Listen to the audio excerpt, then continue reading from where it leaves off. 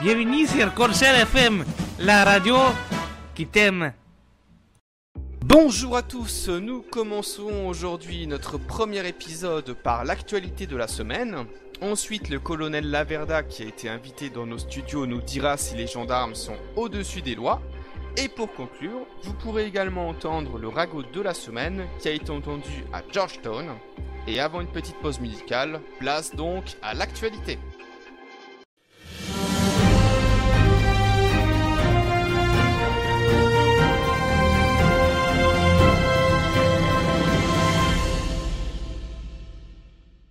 Entreprise. À présent, le dirigeant de la Home Life Security est Monsieur Silvok Musla, dit Pépon. Il est secondé par Richard Mouloud, dit Riri. Nous leur souhaitons bonne chance et beaucoup de réussite pour cette tâche. Entreprise toujours. Une société de transport vient de voir le jour à Tanoa. La société Wayland qui peut vous permettre de vous déplacer à l'aide des transports en commun ou des bus. Sécurité. D'après la rumeur, le taux de criminalité n'a jamais été aussi bas. Certains gendarmes avouent même ne pas avoir utilisé leur arme depuis leur prise de poste sur l'île de Tanoa. Est-ce que ça va évoluer? Nous le verrons. Et tout de suite, l'actualité insolite.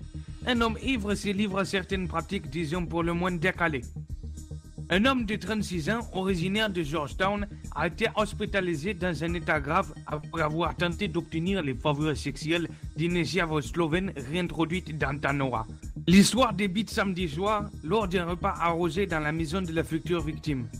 Après une quinzaine d'apéros avec des amis et un barbecue accompagné de plusieurs bouteilles de rouge, l'alcool et la testostérone aidant, le petit groupe a commencé à se lancer des défis.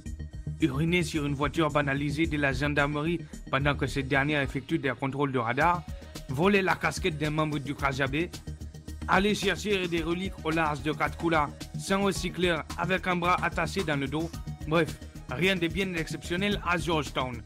Mais l'affaire s'est gâtée lorsque l'un des amis présents a lancé un nouveau défi à Guillaume qui venait pourtant dégraser un chien de psy. T'es pas capable de sauter une chèvre.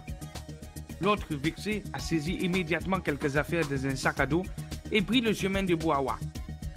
Ses amis l'accompagnèrent à l'arrière de la Fuego qui zigzaguait sur les routes de montagne et arrivé dans une zone connue pour abriter plusieurs chèvres, Guillaume descendit de sa voiture, se déshabilla et s'enduit le corps du miel qu'il avait pris dans sa cuisine.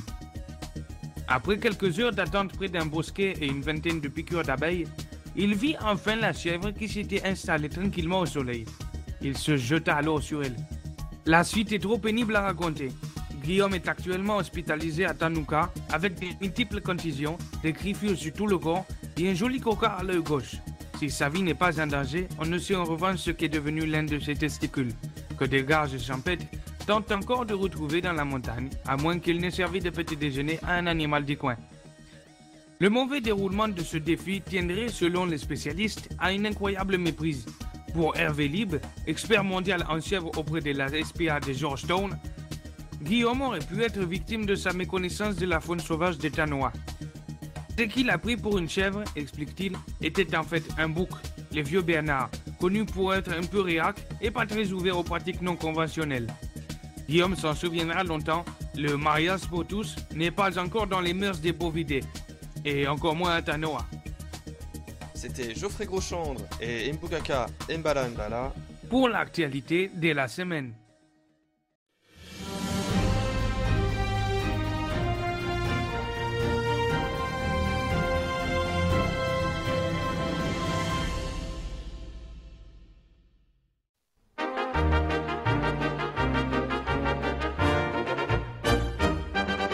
C'est dans un coin de Lakeside Valley que j'ai rencontré Roberto. Il arrivait de Mexico et moi j'arrivais en Hyundai. Je trouvais vite une occasion d'engager la conversation. Il faisait un temps superbe, j'ai roulé un petit peu d'herbe. Roberto aussi, sous un arbre je l'ai allumé, un vrai calumet de la paix. Roberto aussi, un coup de vampire, patience, je me permets une flatulence. Et Roberto aussi, un clochard rôdé tout proche, il sentait plus qu'une poche. Et Roberto aussi, afin de lui faire boire un coup, je l'emmenais au Whiskey Dreams Bar. Je lui proposais un billard afin de discuter un bout. Et pendant qu'il tirait ses boules, voilà qu'arrivaient quelques poules. 3 agents sont donc entrés, l'un d'entre eux se laisse glisser, Roberto aussi. Le second était peinté, on aurait dit un macabé, Roberto aussi. Le dernier tel une goulotte, il embaumait la barbotte, Roberto aussi. Vu l'état des 3 idiots, il ressemblait à Bachelot et Roberto aussi. Son Ricard lui tournant la tête, il murmura quand tu voudras. Alors j'emmenai ma conquête dans un taxi tout près de là. C'était celui du vieux Tafraise et de ses hommes les plus balèzes. Je trouvais le taxi ordinaire, il était plein de poussière et Roberto aussi. Je voulais sortir plus vite, le réservoir avait une fuite et le vieux Tafraise aussi. Sous la roue, il y avait une cale car le fait était bancal et Roberto aussi. Il y avait les sièges en cuir en plus, mais ils étaient remplis de puces et le sombrero aussi. Oh putain, non mais je pouvais pas rester là, moi. Tu te rends pas compte? Puis attends, je t'ai pas dit le pire. Attends, non, tu veux savoir le pire? Mais je vais te le dire. Non, parce que là-dedans, oh putain, c'est serré comme dans un bol, ta fraise avait la demi-molle et Roberto aussi. Bonjour, c'est le sous-lieutenant des chaînes et vous êtes sur Corsair FM. Et c'était Roberto aussi de Marcelo Hernandez. À présent, place à l'interview de cette semaine. Bonjour, colonel Laverda. Bonjour. Donc nous sommes là pour parler de la gendarmerie, pas forcément de son travail, mais plutôt de son comportement. Donc déjà, une première question, est-ce qu'un gendarme est au-dessus des lois ?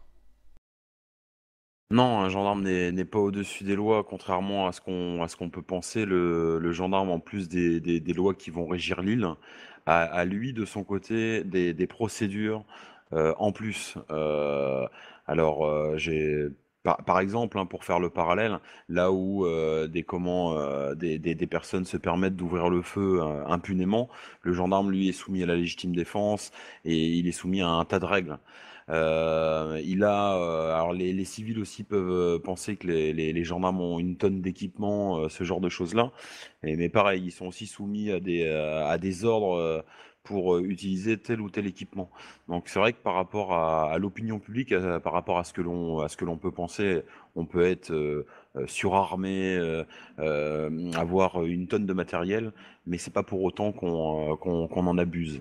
Voilà, on est quand même régi, en plus des lois de l'île, à nos propres procédures internes en fait. Aujourd'hui, un gendarme qui fait une faute, qu'est-ce qu'il risque ? Alors, on va comparer par rapport à un civil. Un civil, lorsqu'il fait une grosse faute, risque une exclusion temporaire ou permanente de l'île. Le gendarme risque la même chose. Un gendarme qui commet une faute professionnelle peut se faire exclure. On l'envoie en vacances pendant quelques temps en dehors de l'île. Et il a en plus de ça une mise à pied qui est faite au niveau de la gendarmerie. C'est-à-dire, il ne pourra pas, même si il revient sur l'île, il ne pourra pas reprendre son service avant la fin de ses jours d'arrêt. Et est-ce qu'il y a l'équivalent de l'IGPN, donc l'inspection générale de la police nationale, en place sur Tanoa? Enfin bon, IGPN version gendarmerie, hein. Mais est-ce qu'il y a c'est un petit équivalent ou est-ce que c'est vraiment les gradés qui voient au fil de l'eau si des gendarmes commettent des fautes sous leurs yeux? Alors, les officiers en fait sont responsables de leurs unités et de l'ensemble des troupes. Et si nous recevons si nous constatons nous-mêmes des fautes, nous les punissons en amont. Avant de recevoir une plainte ou autre. Et si on a une plainte, bien entendu, elle est examinée sur le feu et on prend les sanctions en fonction. Si, bien entendu, c'est alimenté de preuves, on peut pas punir un gendarme sans preuve. C'est tout comme un civil ne peut pas être puni sans preuve. Et est-ce qu'il y a eu beaucoup de sanctions envers des gendarmes sur Tanoa? Sur Tanoa, comme sur notre ancienne île, il y en a eu pas mal. Si vous voulez, je peux même vous lister si dans une prochaine question, hein, le temps que je retrouve mes fichiers, je peux déjà vous lister quelques personnes qui ont été mis à pied, hein. Mais en peu de temps déjà sur cette île, on a déjà eu bien entendu des personnels punis. D'accord. La Et dernière punition en date, oui. je l'ai sous les yeux, la dernière punition en date est du 22 août. Vous voyez? Donc il y en a quand même assez régulièrement. Le Pourquoi est-ce que la 22, gendarmerie communique pas plus là-dessus? C'est que bon, que ce soit anonyme, je peux tout à fait comprendre, mais peut-être un bulletin de temps en temps pour montrer que justement il y a des gendarmes qui sont sanctionnés. Ça peut permettre à justement casser ce mythe du coup apparemment que le gendarme est au-dessus des lois. Parce que là, aujourd'hui, le gendarme, s'il est sanctionné, personne n'en entend parler. Donc le, on ge- peut le penser gendarme, qu'il se passe rien. le gendarme sanctionné au même titre que le civil par une exclusion de l'île, bah, tous les civils peuvent y avoir accès. Après, nos règles internes et nos procédures restent propres à nous. Si on communiquait toute notre procédure interne, on aurait beaucoup de difficultés à travailler. Les punitions qui sont doublées donc, pour les gendarmes, enfin là, sont du ressort uniquement de la gendarmerie. Mais vous voyez, Tanoa, donc nous avons muté sur Tanoa. Quelle date exactement? Il me semble que c'était il y a à peu près une semaine, jour pour Voilà. Eh jour. bien, on a eu 4 punitions d'effectuer donc sur Tanoa. Il faut savoir que là où des civils auront un simple avertissement et pas d'exclusion temporaire, le gendarme lui peut quand même prendre une sanction. Et Donc, vous voyez, heureusement que vous êtes là aussi via votre journal pour communiquer ce genre d'informations. Mais voilà, il faut savoir qu'en une semaine, on a eu quatre gendarmes punis. À l'issue de cette punition, il y a deux solutions. Souvent, le gendarme qui a une certaine éthique se remet en question et travaille doublement pour rattraper sa faute. Et surtout, bah, fait beaucoup plus attention, parce que c'est souvent des erreurs de procédure, des erreurs que n'importe qui pourrait commettre. Donc il redouble d'efforts pour éviter ces erreurs, ou alors carrément le gendarme qui n'assume pas décide de démissionner. Donc vous voyez, c'est vraiment une procédure qu'on adopte depuis très longtemps. Ce type de procédure, je l'ai lancé, je vais vous dire la date, je l'ai lancé en février de cette année. Donc les gendarmes sont punissables depuis doublement par rapport aux civils depuis février cette année. après, là, on parle beaucoup de grosses fautes quand même. Mais pour ce qui est des petites fautes, exemple tout bête, mais les excès de vitesse, parfois des incivilités ou ce genre de choses. Pareil, tout ce qui, alors les excès de vitesse, c'est difficile à constater parce que parfois, les gens se disent: «Ouais, les gendarmes ont pas leur sirène et cetera, et ils roulent vite». Faut savoir que lorsqu'on doit intervenir sur un cambriolage, lorsqu'on doit intervenir sur des personnes qu'on doit prendre en flagrant délit, bien entendu qu'on doit pas alerter tout le quartier. Donc parfois, voilà, il faut aussi faire la comparaison juste. Est-ce que les gendarmes sont réellement en train de patrouiller normalement, ou est-ce qu'ils sont en intervention mais ils interviennent de façon discrète? Donc là, au niveau de la vitesse, voilà ce que je pourrais vous répondre. Après, en ce qui concerne les incivilités, comme je vous disais tout à l'heure, à partir du moment où moi, on m'apporte une preuve d'un manquement à l'honneur au niveau de la gendarmerie, on a donc dans les punitions comportant des jours d'arrêt, ce type de faute qui est répertorié. Donc les trois types de punitions qui sont appliquées via des jours d'arrêt, je vais vous les énumérer. Donc le premier, c'est comportement manquant à l'honneur de la gendarmerie ou erreur de jugement donnant suite à une plainte. Donc ça vaut des jours d'arrêt. Le deuxième, vol d'un véhicule de service en dehors de scènes violentes laissant suite au vol. Donc si un gendarme se fait voler son véhicule de service alors que, je veux dire, il n'a pas subi une action le laissant blessé ou autre. Je veux dire qu'il a simplement mal stationné son véhicule. Voilà, ça donne suite aussi à des jours d'arrêt. Et le troisième type de punition, action allant à l'encontre de la logique des procédures et du rôle du gendarme, donnant suite à une plainte. Donc là, c'est vraiment si le gendarme a un comportement complètement en dehors des clous au niveau de, comment on pourrait dire, au niveau de sa logique de travail. Donc toutes les punitions ont la possibilité d'être mises par les officiers supérieurs. Donc on en compte 4, donc colonel et lieutenant-colonel. Donc suite à des remontées d'officiers ou à des remontées avec preuve de civils ou autres. Donc, pour justement parler de ça, aujourd'hui, je suis victime d'une incivilité ou de quelque chose d'équivalent de la part d'un gendarme. Je m'adresse à qui? Vous pouvez vous adresser à n'importe quel officier de la gendarmerie. À partir du grade de lieutenant, ils sont tous habilités donc à recueillir ce type de plainte et eux après les font remonter aux officiers supérieurs qui prennent leurs décisions.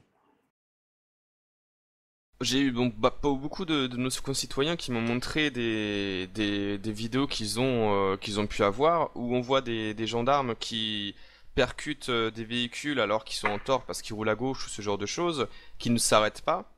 J'ai même vu un véhicule de gendarmerie qui n'avait pas ses phares qui a percuté un véhicule et suite à la plainte du civil qui grognait un peu, ce qu'on peut comprendre, c'est que même fait tirer dessus par une arme de gros calibre par un Mardis. Est-ce que ça peut donner des sanctions? Il faut avoir tous les éléments des deux parties pour pouvoir juger de cela. Mais bien entendu, oui, s'il y a eu ouverture du feu qui n'était pas, je veux dire, justifiée par la légitime défense, bien entendu, donc la plainte peut être acceptée. Après, au niveau accident, comme je vous ai expliqué tout à l'heure, tout dépend le contexte. Tout dépend le contexte. Un accident reste un accident. Si derrière il y a un secours à victime qui nécessite notre intervention rapide, on peut aussi se mettre à la place du gendarme, malheureusement ayant commis cet accident, qui doit partir aider peut-être une personne entre la vie et la mort, vous comprenez? Bien sûr. Donc voilà, tout est replacé dans le contexte. Après, quoi qu'il en soit, s'il y a ouverture du feu en dehors du cadre d'usage des armes traditionnelles, bien entendu, la punition peut être acceptée. Et est-ce que là, au jour d'aujourd'hui, les gendarmes ont... Bon, c'est pas, comment dire, je veux pas dire qu'ils font du zèle, parce que ça dépend des gendarmes, ça dépend du contexte aussi, mais est-ce que là, ils ont un mot d'ordre, peut-être une tolérance zéro dans certains domaines, ou ce genre de choses, ou peut-être de la tolérance même? Alors bien au contraire, voilà ce que j'allais vous dire. Là, le mot d'ordre va plus dans la prévention. On arrive sur une autre île, les gens doivent comment dire, apprivoiser un petit peu leur nouvel environnement. Sont pas encore au fait de la nouvelle signalisation, ce genre de choses-là. Donc au niveau des routes, on essaye d'être beaucoup plus prévenant que forcément verbalisé. Et ce genre de choses-là. Donc vraiment le mot d'ordre qui a été donné depuis le passage sur cette nouvelle île, pardon, c'est la prévention. Dans certaines limites, bien entendu, lorsqu'on est sur un délit ou sur un crime, sur ce genre de fait-là, on peut pas passer. Mais sur du contreventionnel, pardon, on va être beaucoup plus souple quand même, le temps que les gens acquièrent un certain patrimoine, une certaine aisance dans leurs us et coutumes sur l'île. Et voilà, lorsque tout le monde sera rodé, lorsque tout le monde aura assez d'argent pour vivre aussi, on n'est pas là non plus pour vider les portefeuilles des gens. Mais lorsque les gens seront autosuffisants, on va dire d'une certaine manière, là voilà, on pourra être un peu plus sévère. Donc, merci pour tout. Donc, pour résumer, les gendarmes ne sont pas au-dessus des lois, ils risquent des sanctions et parfois plus que les civils. Exactement. Eh ben, merci pour votre intervention. Maintenant, on va passer sur une annonce d'utilité publique. Salut Hans, ça va? Ça va et toi, Jean-Michel? Bah non, j'arrive pas à trouver une seule bête dans cette putain de jungle. Mais c'est normal, Jean-Michel. Il se cache derrière les arbres. Tu sais comment tu peux faire pour pouvoir à nouveau faire couler le sang? Il faut que je me cache dans ma voiture. Mais non, espèce de schlapfans. Tu montes dans ta voiture, tu écoutes la fréquence 44.4 et tu te casses de la zone de chasse pour que les animaux n'aient plus peur et se remontent à nouveau. Et ensuite tu pourras faire couler le sang à loisir. Miam miam. Ah bah oui, je suis vraiment à bout de la bite, moi, j'avais pas pensé. C'était une annonce de l'Office national de la chasse et de la pêche de Tanoa en association avec Corsair FM. Alors j'étais dans Problem In-Game, et le type il arrive et puis il commence à me raconter son histoire. Et là, il me dit... Je te tire, demande pas pourquoi je t'ai tué sans motif. Je t'ai pas demandé ce que tu foutais ici. C'est triste à dire mais plus rien ne m'attriste. Allez dégage loin d'ici. Pour garder le sourire je me disais toi je te tire. Si c'est comme ça ma fuck la vie de bandit. Je sais que ça fait cliché de dire qu'on s'en prie pour cible, mais je tire juste pour tuer. Je me tire dans un endroit où je serai plus l'accusé. Je vais changer de nom, on pourra plus me tracer. Un endroit où j'aurai plus à me justifier. Un endroit où tout le monde sapera de mon RP.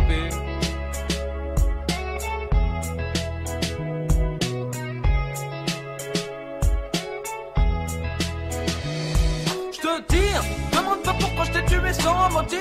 Je t'ai pas demandé ce que tu foutais ici. C'est triste à dire mais plus rien ne m'attriste. Allez dégage loin d'ici. Pour garder le sourire je me disais toi je te tire. Si c'est comme ça bah fuck la vie de bandit. Je sais que ça fait cliché dire qu'on soit pris pour cible. Et je veux tirer juste pour tuer.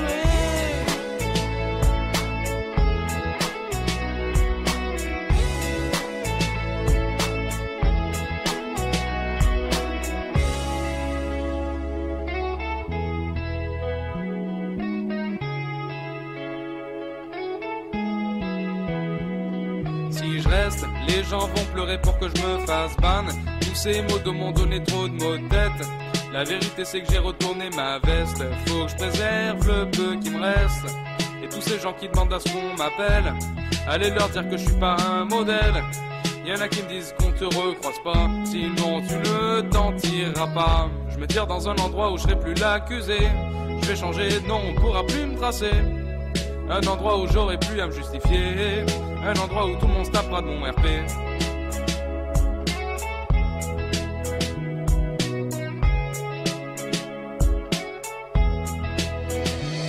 Je te tire, demande pas pourquoi je t'ai tué sans motif. Je t'ai pas demandé ce que tu foutais ici.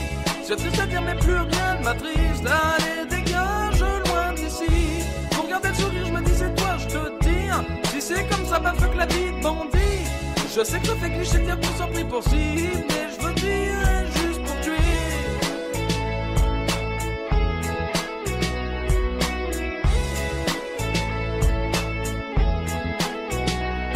Je t'ai tiré sans un mot, sans demander qu'est-ce que tu fous là. Stop, faut que je réfléchisse un peu. Stop, 2 jours pour réfléchir. Tirer sans un mot, sans demander qu'est-ce que tu fous là. Stop, faut que je réfléchisse un peu. Stop, 2 jours pour réfléchir.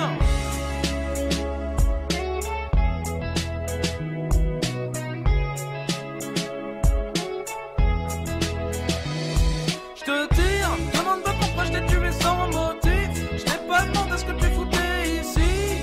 C'est triste à dire mais plus rien ne m'attriste. Allez dégage loin d'ici. Pour garder le sourire je me disais toi je te tire. Si c'est comme ça m'a fait de la vie de bandit. Je sais que ça fait cliché de dire qu'on s'en prie pour cible. Mais je veux tirer pour tuer.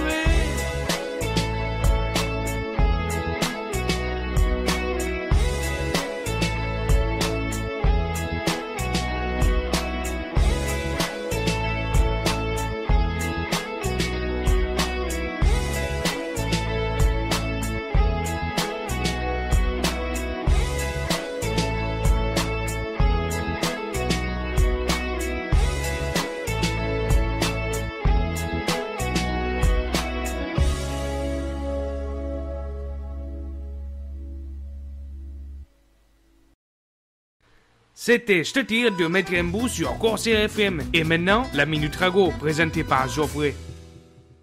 Eh bien, Mboukaka, je suis avec Fernand. Fernand, racontez-moi. Oui, alors, j'étais tout à l'heure, tu sais, au café là à côté. Là. Et j'étais avec Michel, on se buvait 1 ou 2 pastis. Un ou deux? 3, mais parce que 1 c'est pas assez, mais 3 c'est trop, et on s'en est rendu compte au 2e.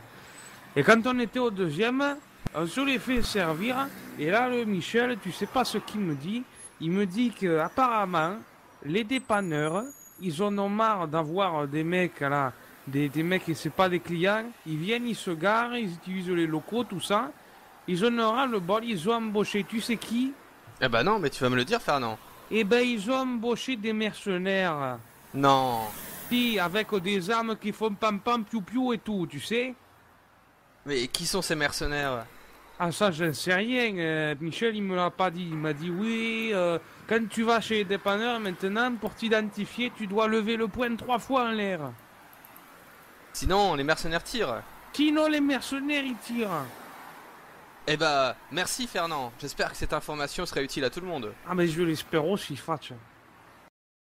Merci à tous d'avoir suivi l'émission. Pour contacter Corsair FM afin de réagir, demander une pub ou simplement signaler une info, vous pouvez utiliser la 82.6 ou le site officiel de Lille. Pour conclure, enrichissez votre vocabulaire avec Paquito et le proverbe de la semaine. A bientôt, on vous aime.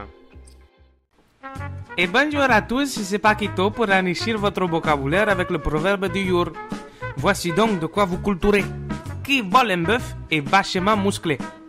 En effet, du latino vole, volare o nel blu d'impito di blu, d'après le Gypsy King en 1958, c'est un terme qui signifie que tu te barres avec les bétails.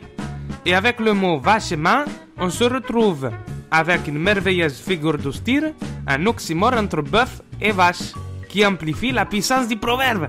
Ah, elle est magnifique la lingua française, n'est-ce pas? Allez, c'était Paquito pour la rubrique Enrichissez votre vocabulaire. À la semaine prochaine!